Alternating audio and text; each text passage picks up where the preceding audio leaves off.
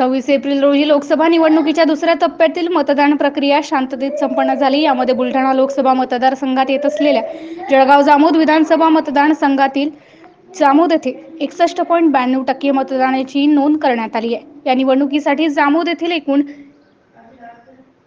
10,449 मतदारांपैकी 6,471 मतदारांनी आपल्या मतदानाचा हक्क बजावलाय।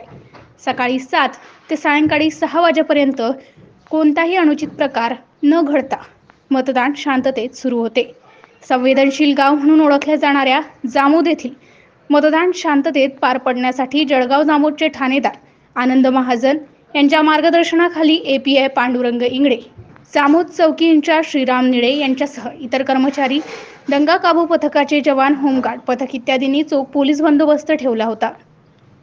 MCN न्यूज मराठी करिता आकाश उमाळी, जामोद।